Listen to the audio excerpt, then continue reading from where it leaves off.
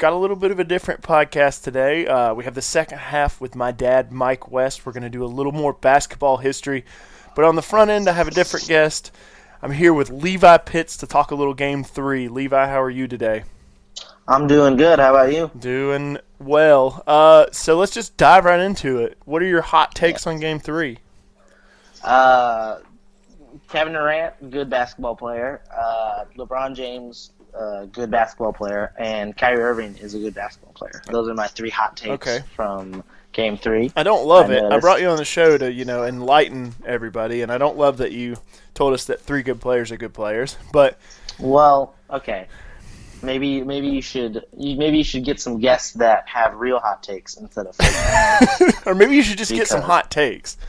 Man, I agree with everybody. I have never disagreed with somebody. So just keep that in mind. You just come on the show and say what other people have said? Exactly. I come on the show, I say, "Hey Alex, what are some facts?" And then you tell me some facts, and I'm like, "I agree with those facts," and then we move on. And that's it. And that's the show. And that's it. That is the show. But in all seriousness, the game was very different in a lot of ways. The first half was way faster than either of the previous two games. It was too fast. It was too fast, yeah. And by the end of the fourth quarter, or by the end of the first half, the Dubs were up. I think it was 59-51, right? Let me double check that. 57-51. 57-51, yeah. So they were up 6 at the half. 67-61. Boy, I can't add. And I think everyone kind of looked at it and realized, okay, we gotta change this. And the second half was much slower. It really gave the Cavs the edge in the end. Just kind of gave them what they needed to get up by 7. But then, a monstrously clutch effort by Kevin Durant kind of put them over the edge. And that's pretty much how it ended. So let's go into it a little bit. First half, I don't really have a lot of talking points. I mean, all of three of the first halves have been pretty decently close. This one would have been a little bit further apart if it weren't for a bad Zaza Pachulia foul. Yeah. No, Zaza had some bad fouls today. Zaza's bad. Zaza is bad. I have been saying this since they got him. I hate Zaza Pachulia. I think he's a bad player. I think he's a dirty player that's starting to get the calls that he used to never get, and he's just so useless on that team to me. So let's go into my hot take number 1. Opening up the third quarter, Steve Kerr comes out with a lineup of, and I'm trying to remember it off the top of my head, but it was like David West, Andre Iguodala, Ian Clark, Klay Thompson, and Draymond Green. That was the lineup. Okay, so one of my really early hot takes in this game is I don't think Steve Kerr is a very good coach, and I think let me rephrase. I misspoke. I think that Steve Kerr has a very easy job.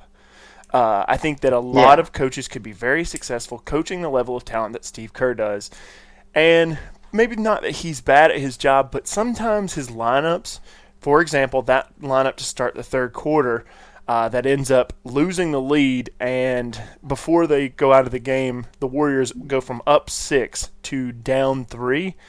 That lineup's very bad because no one can create off the dribble in that lineup. Ian Clark's a catch-and-shoot shooter for what he does shoot. Iguodala is a catch-and-shoot shooter who's been cold for most of the finals. Draymond Green is your only creator, but his dribbling is suspect. Klay Thompson is a fantastic catch-and-shoot shooter. He doesn't do a lot of creating off the dribble. I mean, remember in that 60-point game where he only dribbled 11 times? And then David West is a decent mid-range shooter, but he doesn't give a ton of floor spacing. So that's my first really early takeaway from that, is that I'm not convinced Steve Kerr's doing a fantastic job with his lineup. And then the other thing is playing Zaza Pachulia in pivotal minutes. I mean, starting him I get, whatever, if you want to limit the amount of damage that Tristan Thompson can do, which is what Steve Kerr said last night. But playing him down the stretch is very weird to me. Yeah.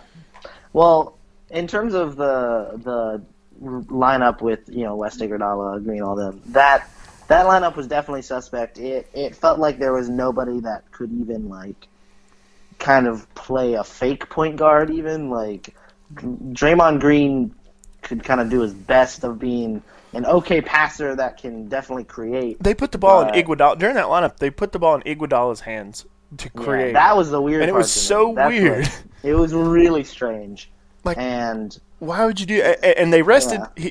So this is a takeoff on that, and then I'll let you have the floor for a second. My takeoff from that is I feel like Steve Kerr made a rest schedule going into this. He thought, I'll rest Steph and Kevin here for this amount of time, and instead of changing it as the game went along and adjusting the flow of the game, I feel like he stuck to that schedule rigorously. Because I felt like coming out of the second quarter, coming out at halftime, there was a very good chance for the Warriors to come out and blow the doors off of Cleveland and it never to be close. They had a 6-point lead, and they hadn't played particularly well. And then putting that lineup together early in the third quarter, they've been having a lot of turnovers this series. They have. They only had a surprising. I air quotes. They only had 18 last night. Down from 20 in game 2. Yeah, only 4 in game 1 though. Yeah, to be fair, game 1 they had a significantly low amount, but these last 2 games they've been turning the ball over like crazy. Yeah. I mean, Steph had 5 turnovers in the first quarter in that first game, I think, or in the second game. I think. He did not play well. Yeah, he didn't play well. All right, so that's my lineup hot take. Mm-hmm. I definitely have some problems with the lineup. I mean, obviously, like I said, there's nobody to really even play the point guard. I guess Iguodala was trying to, but Iguodala's not, a great creator. He's not a great dribbler, period. He's not a great dribbler. He's a catch and shoot kind of guy. He's the guy that they get open to shoot the three. He's kind of the person that they distract from to get open and then catch and shoot.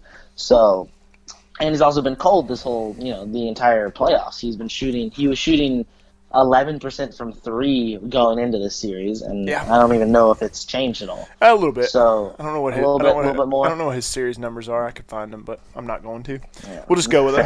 We'll just go with off the cuff. We'll just go with 11%. So there's really no reason to have him be kind of the playing the ball handler role of that. I also don't think Klay Thompson should ever be on the floor without Steph or KD. I just think that Thompson is such a certain kind of player that he really needs a good creator to get him a shot basically. And KD and Steph are obviously very good creators, and they're and obviously if you put if you have the regular lineup of Zaza, KD, Durant, or KD and Durant, Zaza, Durant, Draymond, Steph, and Klay. Klay has 2 people that are very good at creating, and then Draymond, who is, not amazing, but is definitely gonna be able to get him open shots when he needs it. And throwing out a lineup where Klay Thompson has just Draymond to try to get him open looks just feels like a death sentence. It just feels like it's not going to go anywhere. And that's kind of what we saw. We saw a lot of contested shots and a lot of just, a lot of bad players on the floor. David West is not very good, and he's very much a role player. And it just kind of I don't know if I could 100% agree that Steve Kerr is a bad coach, but I think that his lineup decisions last night were pretty questionable. They were pretty questionable. So that sort of brings us through the third quarter into the amazing fourth quarter.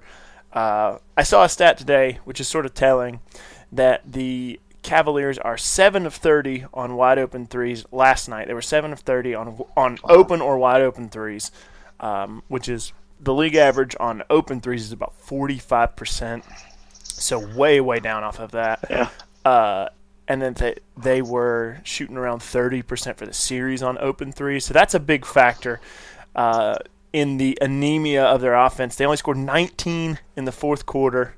Didn't score in the last 3 minutes and 10 seconds of the game. They didn't score. Yeah, they just kind of stopped scoring. That was crazy. They just nobody could make a shot. Even good looks, nobody was making them. And even through Kyrie's like insane second half where he just went off and had some of the most insane finishes I've ever seen, he still just like he couldn't. It seemed like everyone just kind of tired out and couldn't make any shots anymore. Yeah, that's one of my theories. Is I think after watching the game a couple of times, watched it again this morning, I think LeBron was pretty worn out. He spent a lot of possessions. If you go back and start watching around the 8-minute mark, so Curry checks back in the game at 8:56 to go. The score's 102-95 Cleveland. I have marked on my page about 5 possessions in about the next 4 or 5 minutes where Irving runs the offense, and for a vast majority of that, LeBron is standing at half court. And I think that I don't feel like it's disinterest because it's game 3 of the finals. I feel like LeBron was just gassed. And Kyrie had it going, so he was willing to let Kyrie run the offense, which I'm fine with. But I feel like LeBron was just gassed. He got to the rim once. He only shot the ball twice in the last 9 minutes of the game. Once on a layup, which he was isolated on Curry for, and then another time on an ISO on Klay Thompson, which he missed. And those were the only 2 times he shot the ball. And you just got to think that fatigue was a factor, or at least I do. Yeah. Well, first off, can we just admit that Klay Thompson has been incredible defensively this whole series? Yeah. He's probably the 4th best player in this series, which is definitely saying something. Behind Steph, Durant, LeBron, and whatever order you want to put them, I think Klay's the 4th best player in this series. Yeah, for sure. But yeah, so that's something that I definitely noticed last night was LeBron just got tired, and I think I was listening to Bill Simmons' podcast the other day, and he was just saying like they got to stop making the pace so fast because LeBron is going to get tired out. He's not going to be able to play 46-minute games if the pace is so blisteringly fast over like 100 like it was. Yeah, it's just he's just not going to be able to do it. They're going to tire out LeBron. They have to save him to make like the last quarter of the game still be relevant for him. You know, they can't just throw him in there and say, you got to play 46 minutes and you have to play as fast as all hell. Like, they can't do that to him. He's not going to last that long. And that's just like, that's something I've noticed. I think they're playing too fast. I just really think they're playing too fast. And I think LeBron saying they don't want to play fast they do want to play fast. They don't want to slow the pace down is just I think it's going to kill him. I mean, it is. I think that's the nail in the coffin. It's like, well, you can choose not to play at a slow down pace, but you dig your own grave when you do that. And I think last night was sort of indicative of that for LeBron because of how seemingly, to my eye, tired he was in the 4th quarter. Yeah. And I mean, the way they beat him last year was they grinded it down. They made the pace crazy slow. Every game was under 100 points. And they just said, we're going to make this ugly. We're going to make this weird.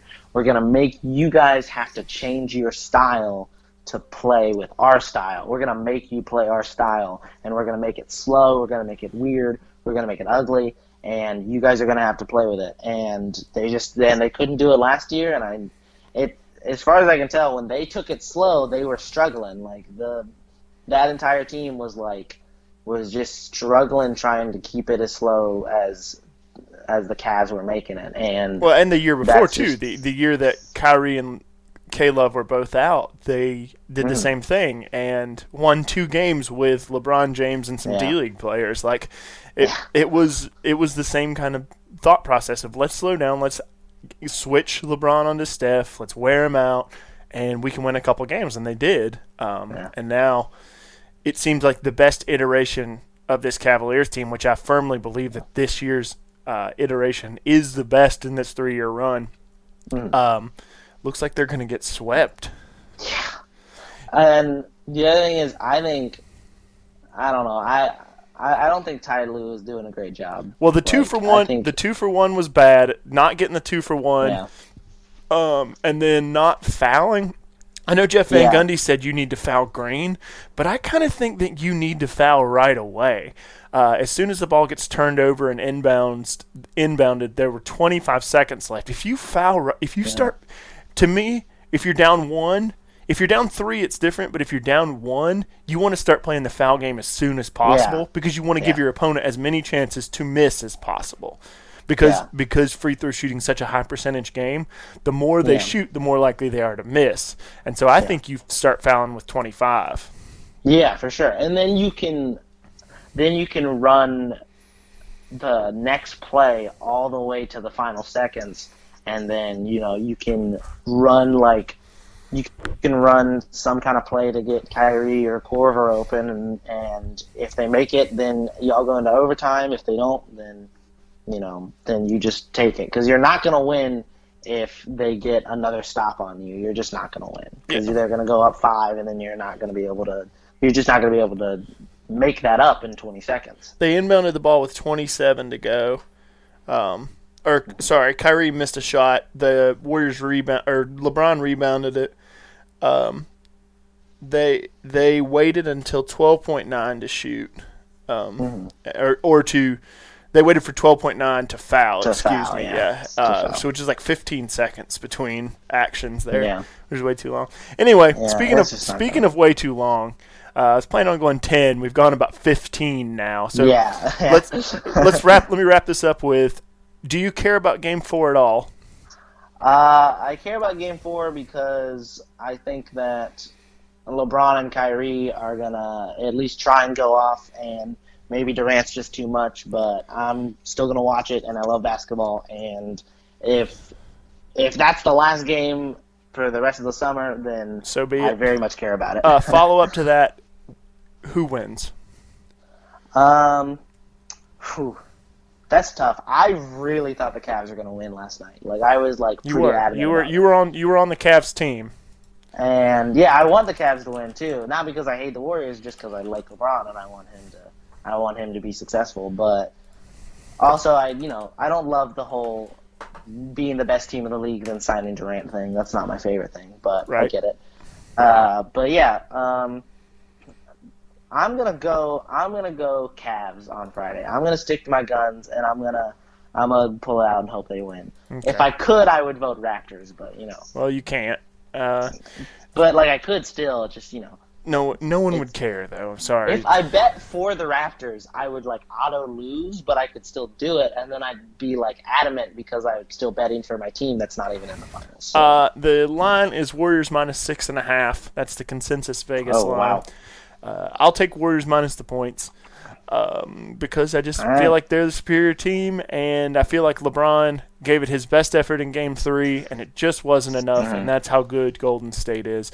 Anyway, Levi, thanks for coming on. No problem. I enjoyed it. Stay tuned. We're going to hit the podcast theme song, and then we'll be back with my dad, Mike West, to talk NBA history after this. Thanks for listening to the And1 Analytics Podcast.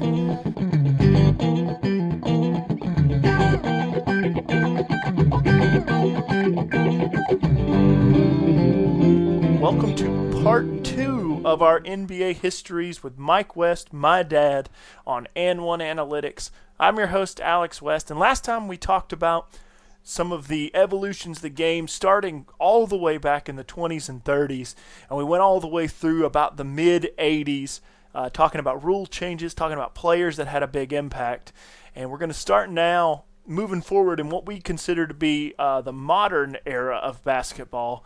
We're going to start talking about the mid-'80s, the end of the Bird Magic rivalry, and into Michael Jordan, and going forward from there. So, Dad, how are you?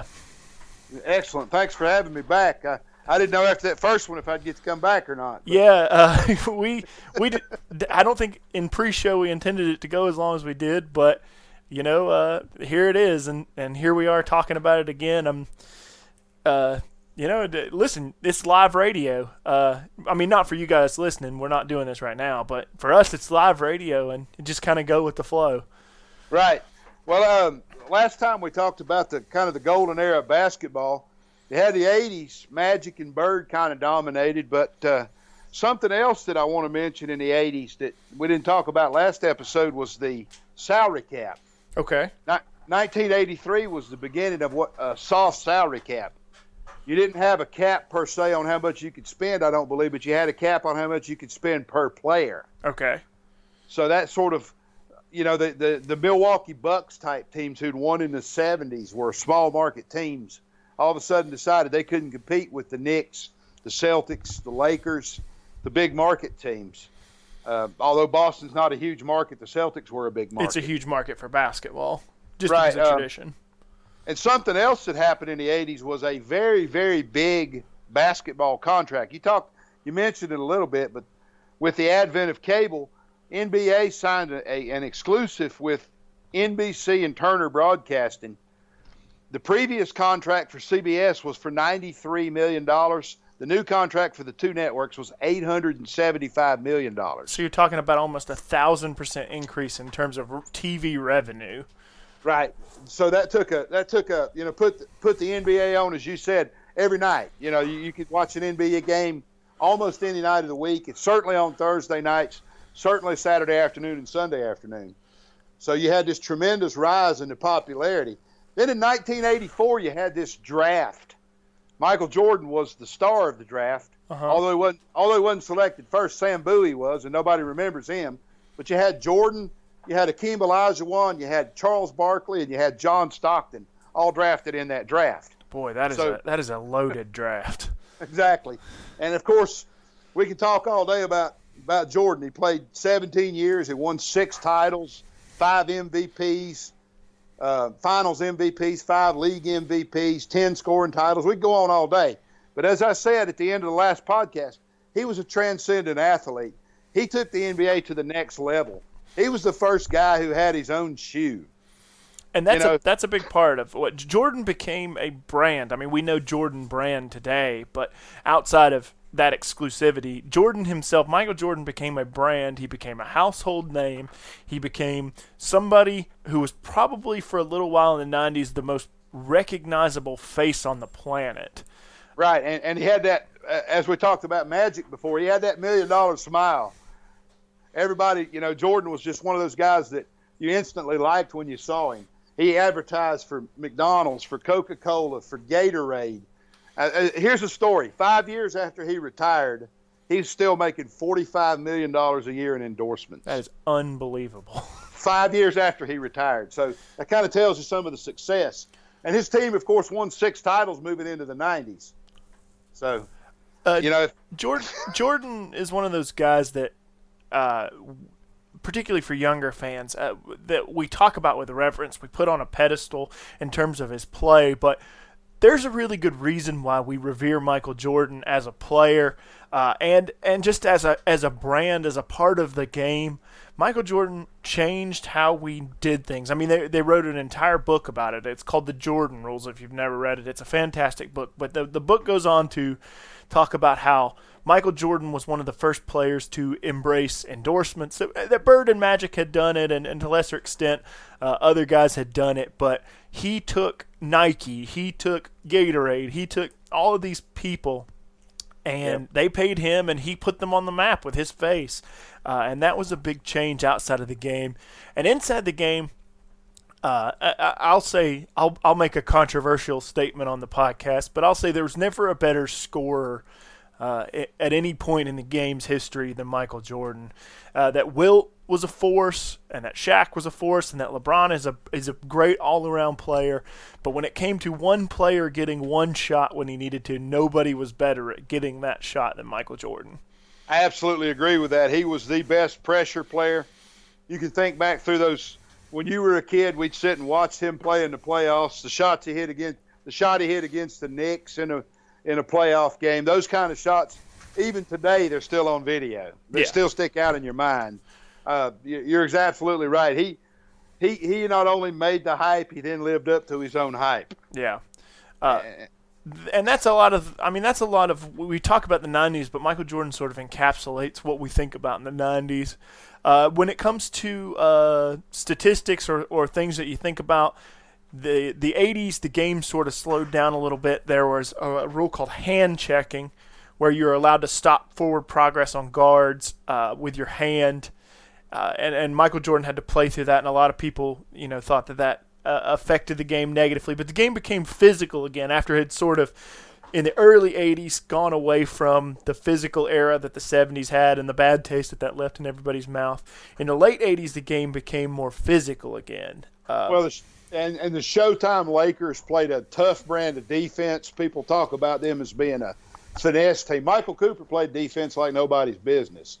You had the Pistons, who Chuck Daly figured out the change you're talking about early in the 80s, and he built this team with Lambeer and Rodman, and it became a very, very physical team. Lambeer, in my opinion, I'm not a big Lambeer fan. Of course, I'm a Celtics fan, so I'm not a big Lambeer fan. But Lambeer was a physical presence. He was dirty. He played hard. He played rugged. He didn't have that $1 million smile either. He played with a nasty look on his face. But he was part of that physical change in the 80s. And to be honest with you, that 70s or that 85, 86, 87 Celtics team was very physical too. Guys like Parrish and McHale. Yeah, Parrish and McHale. And that's one of the changes in the game, I think, that slowed it down. As you got into hand checking, what you got into was teams having two legitimate big men on the floor all the time. Okay. You had, as opposed to the one big man and the four small guys around him, as you got into the 80s, you had a lot of that high-low post thing going on. I think that's probably the way to say it. But you just mentioned McHale and Parrish. Teams had two bigs on the floor all the time. Where you had a guy who posted up at the elbow and another guy who was a low block post. Right. And I think that probably slowed the scoring down and certainly hand checking, because the lane's now 15 feet wide because of Wilt Chamberlain's presence in the lane. The league adjusted the lane out to maybe 16 feet. Anyway, it's bigger than 12. It might be 16 because it usually goes in fours. 8, 12, 16. But now the lane's even wider. But hand checking slows that entrance into the lane, because now you've got this bigger area for guards to work in, but the defense now could stick that hand out and slow them down. And I know that's part of the debate about the greatest of all time, because Jordan played in that era, played through that era, and was a megastar in that era, where he got hand checked all the time. Yeah, the impact of this hand checking is sort of takes a long time to set in. In the 86 season, the teams were still playing right around the 100 pace, 100 possessions per game, which is way down from the 60s and what we knew. But as the 90s start to drag on, there is a dramatic decrease in possessions per game. 106, which was the Nuggets, who were a particularly fast-paced team, but most teams being in the hundreds, there were only 6 teams that didn't play at 100 possessions per game pace, as opposed to when you get into the 95-96 season, there were no teams that played at a 100-point pace. The highest was the Celtics. They played at a 96 possession per game pace, and the lowest was the Cavaliers at an 82 possession per game pace. And so you start to see with hand checking, with defenses being allowed to do more, you start to see the pace of the game slow down dramatically during this about 10-year window. And I think, as I said, one of the big factors in slowing that down was having two bigs in the lane. You didn't have that guard who wanted to make entry into the lane or who could make entry into the lane. So I think that sort of slowed the shots per possession, the shots per game down. And we've never really recovered. I know people talk about how high scoring the game is now, and how nobody plays defense, and you hear that sort of thing a lot. But the numbers would tend to say that we never really came back from that. There were only 3 teams this year that played at over 100 possession pace per game this season. And so a change that you start to see happen in the mid to late 80s is something that sort of shaped the game as it is and gave rise to the corner three and understanding quality shots and all the things that would go on to change the game in the future start to take hold in the league right here in the late 80s because of the way defensive changes that happened, the Michael Jordan, the players, and you start to see the game just sort of slow down a lot from what it had been, and then that'll be the creation of the new league going forward, as opposed to where it had been in that volume shooting era. Only 10 years previously, every team was playing over 100-point pace, and now all of a sudden, only about half the league is, and then in the 90s, only the top couple of teams are. Yeah, and I think that certainly shaped the game going into the 90s. Became a slower paced half court kind of game. You worked on, pick and roll, that kind of thing became more popular. And then there were a couple of things that happened off the floor that really affected the game, I think.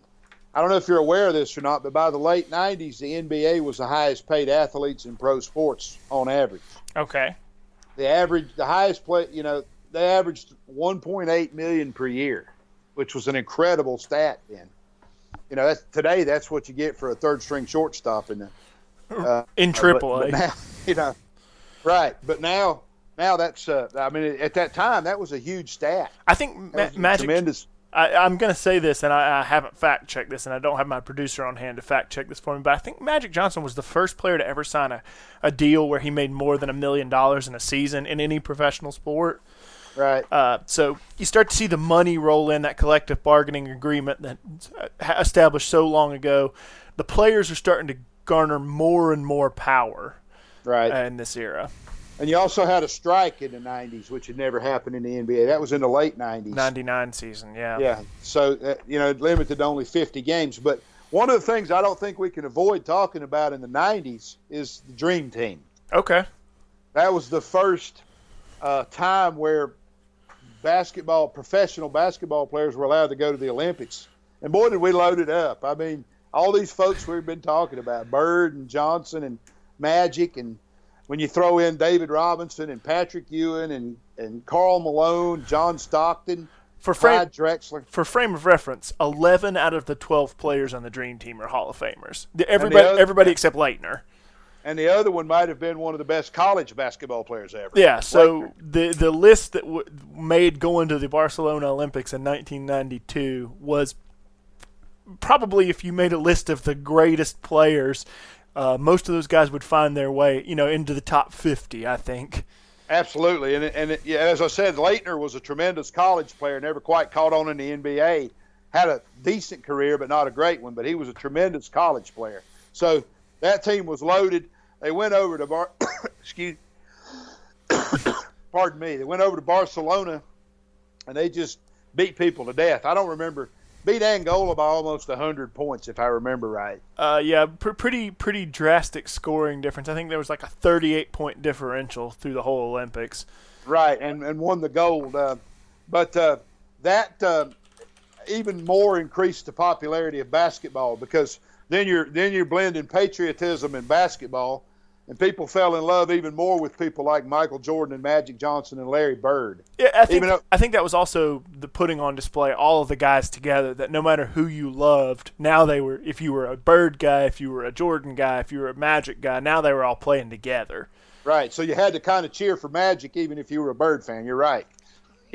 Yeah. So it further popularized the game. I think another great move by the NBA to allow that to happen, because a lot of Olympic teams never really caught on in baseball. Send the pros to baseball. Mm-hmm. It somewhat caught on in hockey. Excuse me, but it didn't happen.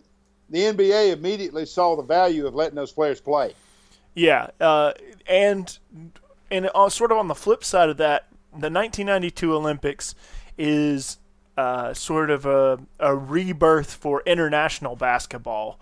A lot of eyes were on, regardless of if you were American or not, putting Magic Johnson, Michael Jordan, Scottie Pippen, all of the recognizable faces of the late 80s and early 90s on a basketball team. A lot of eyes around the world got fixed on those 12 guys, right. And the popularity of the game started to grow. We wouldn't see that for a generation, but in places like Argentina and Greece and Croatia and all the ex-Balkan states that had been Yugoslavia, where basketball had always been prevalent. I mean, even going back to the 72 Olympics, where the USSR beat the US, there's always been an international game, but this is a moment in time where the growth of the international game starts to really show itself. And it'll be 10 years before we start to see the returns, but even guys like Kukoc, can take a lot from the 92 Olympics. Now you've gone and done it and mentioned the 72 Olympics. The Russians cheated, but let's move on. Well, that was before we used pro players, and then we just decided we'd use pro players, and that was it. Right. We will touch on the Olympics again. There's another watershed moment for professional basketball later on, but I think this is one of the rightfully this is one of the watershed moments for the game. Getting all these guys together, having a veritable all-star team, and putting it on and competing with the world. Beat Angola by 68. We won 116-48. The closest game in the Olympics was the gold medal match against Croatia, where Tony Kukoc was playing. We won 117-85. So not a close game in the whole thing. Not a close game in the whole thing. The point differential, 68 in the first game, mid-40s, some 50s, some 30s, but it was a romp, to say the least, and that led to a gold medal. And I think that is a big, important moment, just having those guys, and that sort of sealed the deal to put the NBA on the front page, I think, and the NBA has sort of stayed there ever since. Not necessarily as popular, but I think that moment sort of coinciding with the baseball strike in 94, you start to see the league stay in prevalence, which is something it had never really done before. You had the baseball strike earlier. A few years earlier, you had a football strike. You had a time where, go back and talk about money. As we just said, NBA players were the highest paid. So your best athletes are again turning their eye toward the NBA, not toward Major League Baseball or the NFL. So that I think also, as you move later, the more skilled athletes, the more polished athletes begin to look at the NBA as an alternative instead of baseball, or. So I think that also helped make the game more popular later. In terms of X's and O's in the 90s, there was a lot of reliance on, as you were talking about earlier, the mid-range jumper. Michael Jordan in particular was a very, very high-quality mid-range player. We hadn't really embraced the three-point line, but the slow pace had sort of put an emphasis on getting good shots. And as it turned out, in the mid-range, you could find a lot of good shots, whether it was off pick-and-roll action, whether it was off backside screen action. You could find those good shots in the mid-range, and that became a hallmark for guys like Stockton, guys like Michael Jordan, a lot of players that could shoot mid-range jumpers, and even other guys like Barkley and Malone who could step out and hit a 12-foot jumper as opposed to just park it in the lane. And in contrast to what we were talking about in the last episode about the 60s being a volume shot, you started looking at shot selection now. I was playing, I didn't say very well, but I was playing high school basketball in that early 80s time frame, and that was what we were coached on, was shot selection. Okay. So that began to grow in the 80s, but it became even more prevalent in the 90s because now it's not about putting up 150 shots a game, it's about hitting the shots you put up. Yep. So that changed, I think, as you said, it slowed the pace down a little bit because you're working for that good shot. You got to get around those two big defenders on the floor, and so the mid-range jump shot became an effective tool. Okay. Anything else in the 90s that really sticks out to you in the Jordan era before we cross on into the 2000s, into the Shaquille O'Neal, Kobe era? Anything else that jumps off the page for you?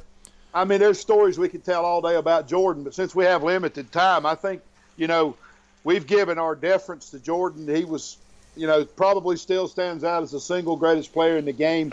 Certainly his shadow is still in the game today.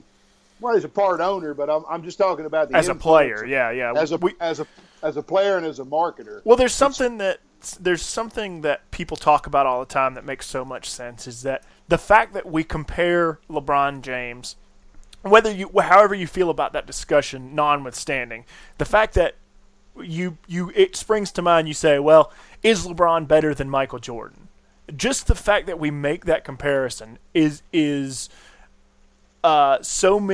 such a tribute to Jordan's legacy. To say, just the fact that we say, because Russell's so far away, 11 championships in 13 years, something that is very, very important in the game. But whether you're 50 or 15, you think about the same thing. You think, well, is LeBron better than Michael Jordan? And that's how much of an impact Jordan had on the game. No discussion of the greatest player of all time begins without a discussion of Jordan. You're right. Yeah, and there's just something so amazing about that. And I think we will begin to put LeBron into that, regardless of whether you feel he's 1 or he's 2. That will be, particularly in my lifetime. There's, I lived through Jordan, I lived through Shaquille O'Neal, but you got to start to put LeBron into that discussion. And I think when you hit that level, you have jumped beyond what 99.9% of basketball players will ever do in their life.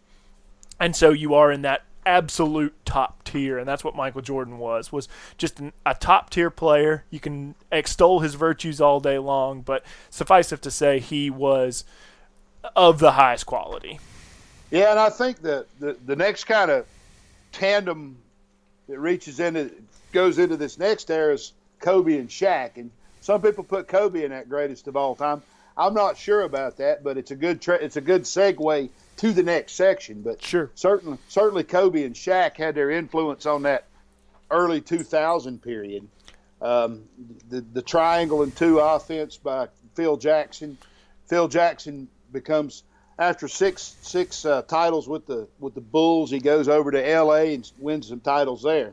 So, I think you can't have a discussion of that next era without talking about Kobe and Shaq and the dynamic they brought to the floor. Yeah, Kobe and Shaq, particularly, they had a 3-year stretch that was one of the best in basketball. It's not very often that you see 2 of the top 5 players in the league playing on the same team at the same time.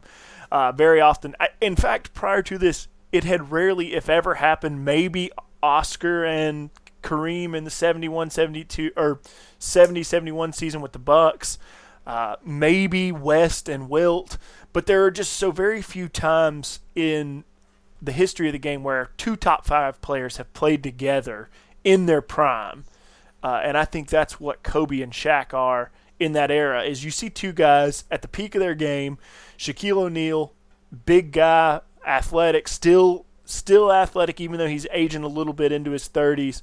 And then if not Michael Jordan, a Michael Jordan light in Kobe Bryant, a guy who can score from the mid-range, who attacks the rim, who does all kinds of things that guards do now in the 2000s, in the shadow of the Jordan era. Right, and I think the other big impact of that team, there were great teams, as you mentioned, great combinations of players. But that was the first team intentionally the first superstar team, the first, as we're looking at the Warriors now, a team built to beat another team. That's what Shaq and Kobe were. They were the first superstar combination put together to run through the league.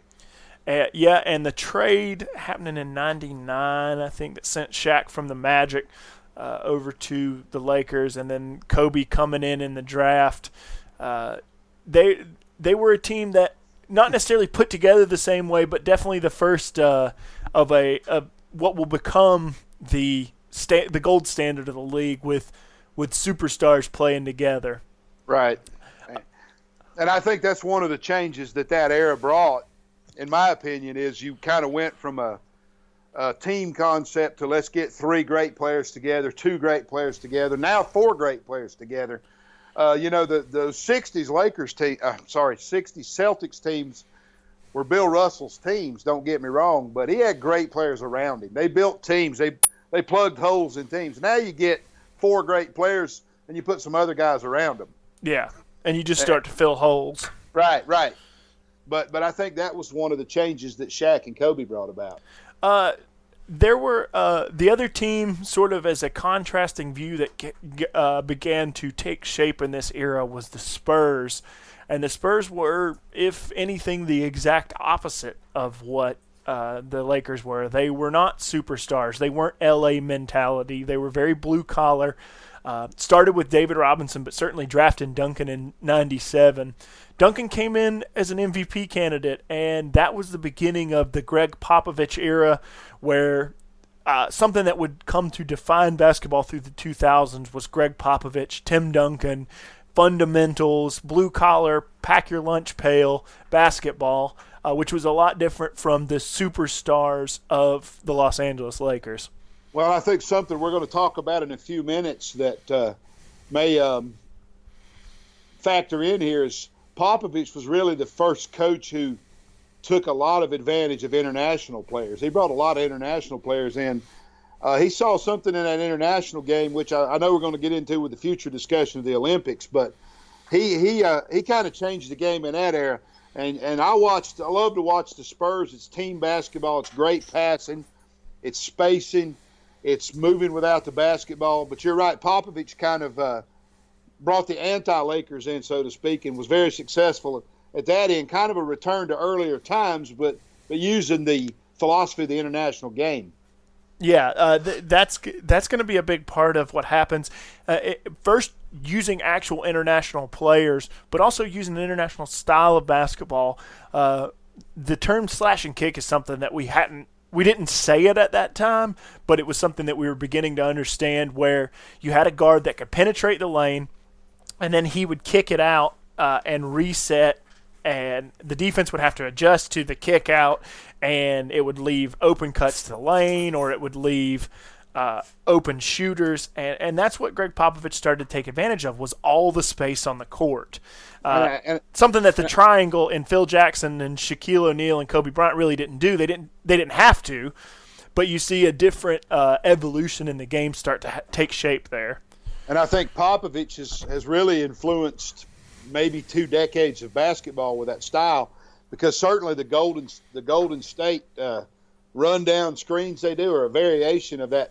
What San Antonio used to do across the lane, Golden State does up and down on the floor. They do vertically on the floor now. So. And you can trace that directly to Popovich through Steve Kerr. Kerr played 4 seasons in San Antonio under Popovich.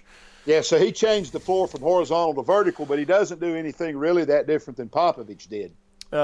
But that is a big evolution. You start to see more off-ball screens, more action starts to take place off of the ball with the Spurs, that their pen downs and a lot of screen action away from the ball would create space for players, and then, of course, taking advantage of the unique skill sets of Tim Duncan, of Manu Ginobili, of Tony Parker, guys who lived and died on their ability to pass the ball. And that is something that a lot of people have taken issue with the era before. If there is an issue with 80s and 90s basketball, was that it had become a superstar era, and even into the Shaq Kobe era.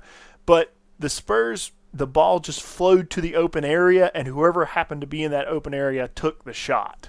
Well, you and I got the opportunity to see the Spurs live. I'm sure you have more than once, but I was just amazed watching the Spurs move without the basketball, as we used to call it in the old days. They are absolutely the best, and I think Popovich may have made one of those transcendent changes in the game with bringing that style in. That off-ball motion that we see so much of today. Right.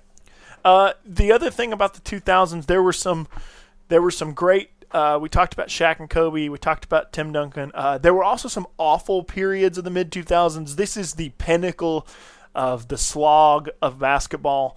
The low point of the league happens in about the 01-02 season, where the highest-paced team hits 95.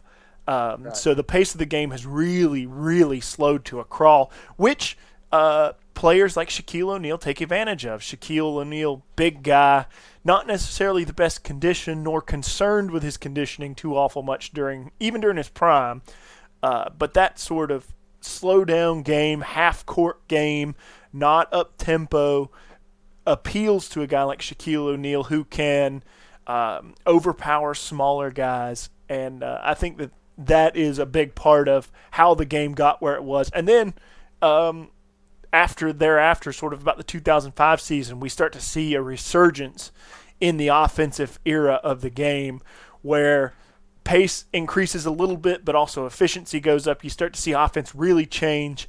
But the mid-2000s marks the real low water point of offensive motion and pace and all that kind of thing. I agree, and I think what happened after that was, we talked about the motion thing, and also front office folks started studying analytics, and they found out that corner three was a really good shot. that increased offensive output. Not only now are we looking at volumes of shot, we're also looking at efficiency of shot. And they started studying the game. And your and one analytics, that's what it's all about, studying the game through numbers. And that's really what started to happen about the mid-2000s. I think the 60s style of basketball was fun, but I don't think it was brain surgery either. You just go down here and shoot more than the other guy does. Right. What they started to do in the 2000s was start to say, what shot should we take? And that's when you see the resurgence in the three, and you also see, a lot of up and down screens as later with the Warriors. You see cross court screens with the Spurs intended to get people open in front of the rim or in that 8 foot and in area. So you got improvement in shot selection, I guess is the word, but the point on the floor where you shot became more important, I think. And all of the things that it took to get there. Talking about pin down screens, off ball motion. Right. That's the kind of thing. The triangle sort of doesn't have an emphasis on that. Really, the Jordan's offense that Phil Jackson ran in Chicago and then turned around and used with Kobe and Shaq in LA. There's not a lot of emphasis on moving without the ball. You have two guys that actually just spot up in that offense. Right. But then you start to see people using these different tools of basketball, which will become so important in the game going forward. But you see screens and just motion, just running, and that becomes so important to getting guys open to get these good looks. And I think something else you saw that now into the modern, to today's game, is that you started to see more, I guess for lack of a better word, slash players. Yeah. People like Draymond Green, who are, I think you youngins call them stretch fours, something like that, who are bigger guys who move well. Yeah. Yep. The game transitioned from big lumbering guys who played around the basket to guys who are athletic enough to be a 3 or even a 2, but they're 6'9", 6'10". And there was a lot more of that. And I think that some credit goes to the international game, bringing the international game in. Which makes a good segue into the other watershed moment that the Olympic basketball brought, which was the 2004 Olympics. Now, a lot of people will say that it was the 2004 Olympics. Some people will say this 2006 World Championship. But in both of those tournaments, the United States, which had been a power with the Dream Team, with the re-Dream Team in 96, winning again in 2000. But in 2004, the U.S. lost to Greece and also to Argentina in that tournament. I need to look it up, so I'm just not saying things off the top of my head. But those losses started to change the way that we look at basketball in terms of shot quality and team makeup. The roster of that team, if you look back at it, now there's a lot of great names on it, but in terms of what we understand basketball as today, there's a lot of lacking, particularly in scoring. The main players on that team were Allen Iverson, Tim Duncan, Sean Marion, Lamar Odom. So there was some modern basketball, but there was also a lot of the old ISO, best player attacks the basket, ball just kind of sticks. And I think that's one of the moments that we can point to and say, this is where basketball really changed. Well, correct me if I'm wrong, but I believe Chuck Daly coached that team. And Larry Brown. Oh, okay. Well, he's another one of the guys. Also, he was an ABA player, grew up in that transition, grew up in a time coaching when you had a lot of isolations going on with the two big men. Uh-huh. So it's kind of natural that they coached that way. And we'd always been successful in the international game, just overpowering people. Right. But as the international players started filtering into the NBA, they got a taste of the level of competition that they didn't have previously. When we took that 92 team, nobody in the world had ever seen anything like that. That was like the Golden State Warriors. Yeah, that was like an alien ship landing. Nobody'd seen it. We just overpowered people with talent. And I think Larry Brown's thinking, okay, we're going to do that again. I'll just go get the best 15 players in the NBA, and we'll just overpower people. but the international game had exposure to the NBA. They weren't as intimidated by the talent. The NBA, I think the international game also learned a lot from us in '92. To beat this team, you got to stretch the floor. You can't play the same way that they play. Right. You go down there and play against David Robinson like David Robinson plays, you're going to lose. So I think the international game had a really quick learning curve and learned a lot about us. There are 3 losses, to amend my earlier statement, because I was just talking out of the side of my mouth. In that tournament, the U.S. lost the opening game to Puerto Rico, which I think is probably the one moment that you can point to and say that was the big moment where we lost to what is ostensibly one of the states of the United States. Right. And then we lost to Lithuania in that tournament and also to Argentina. Argentina would go on to win the gold medal. But those were only the 3rd, 4th, and 5th times the United States had ever lost in Olympic competition, and is by far the worst record the United States ever held in that tournament. Well, and I think what that taught us as basketball fans is we've got everybody loves that American hegemony, but we learned right there really quick that international game is potent, that 3-point shooting, good shot selection, stretching the floor, that's a really good way to play. And as I said, I think Popovich took notes out of that. Well, Popovich was an assistant coach on the team. Right. He saw it firsthand. He watched it, took notes, and came back and said, if we do that in the NBA, we're going to be ahead of the curve. And I think he was for a while, because he adopted to that game a lot faster. So I'm with you. I think that 2004 Olympic team, that Olympic loss, and later that 2006 loss in the World Games may have been more important to the Olympics than that '92 team, because it changed the way we do business in the, or not we, but the way the NBA does business. In terms of X's and O's, most definitely that right. There was a change in the flow of the game that would resonate. In the 13 years since, we have seen how much that, particularly the Argentina team and the way those guys played. I remember even at the time that you and I had talked about it, even at the time that we were trading 2s for 3s.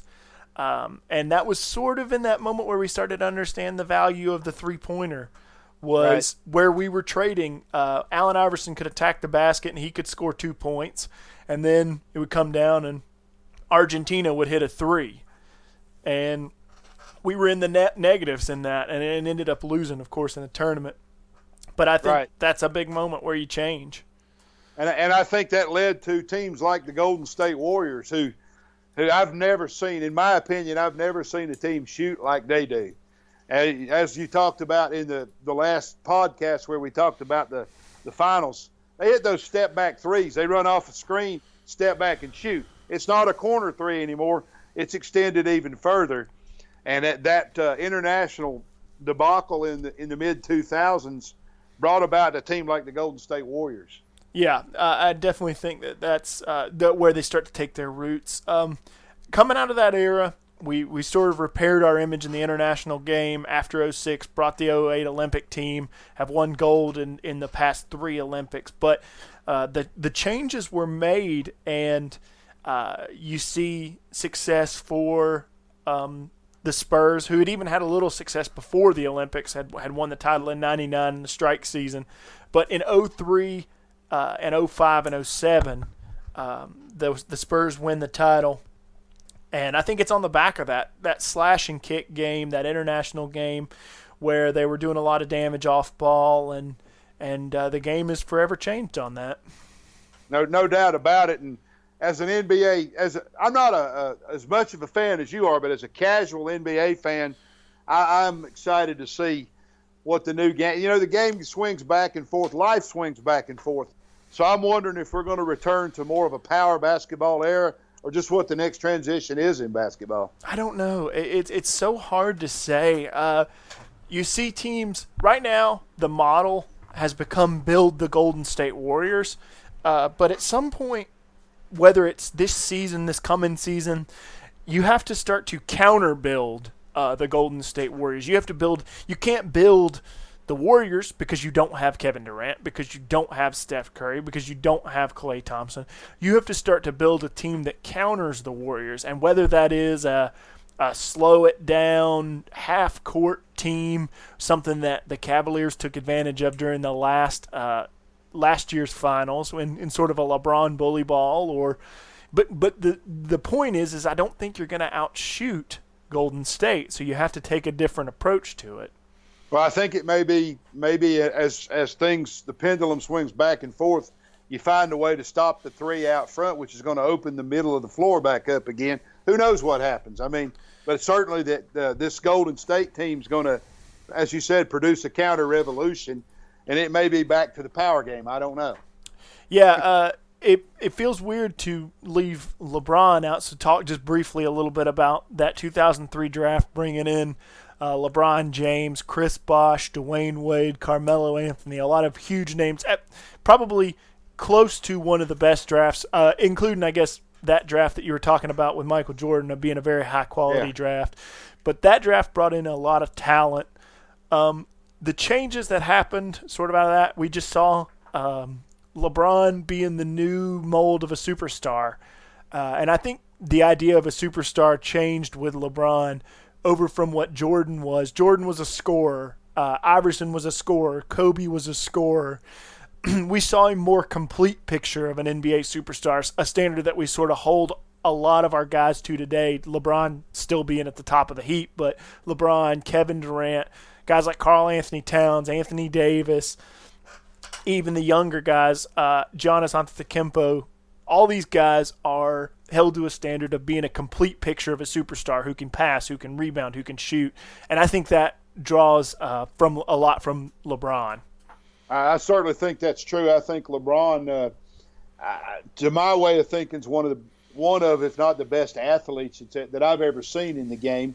I've only really watched the game since the mid-'70s, but I've never seen, as you said, a player that does a little bit of everything. Jordan was fairly close, but Jordan was just when you needed a basket, he got it. But LeBron gets a rebound, makes a steal, blocks a shot from behind like he did in Game 7 last year. Changes the game with his defense.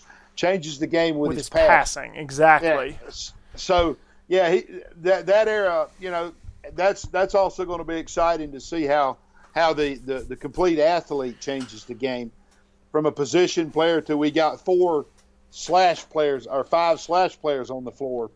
That may be the next evolution.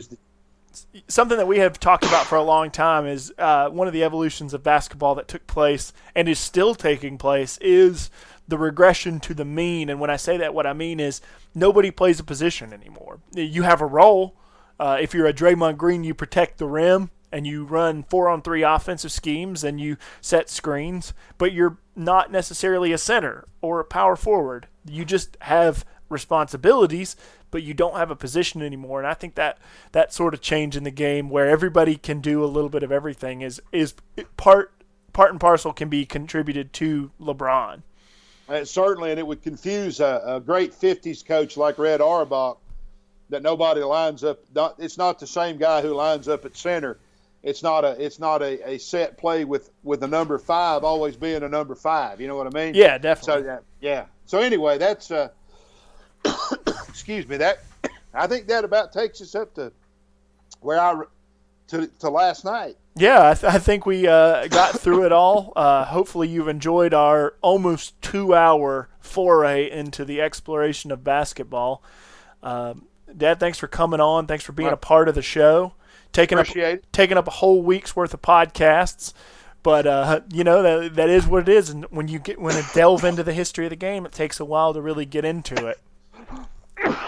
Sorry. That's all right. It's raining here and the pollen's really kicking in. So I got you. Well, anyway, thanks for being a part of the show. All right. Talk to you later. Thanks. All right.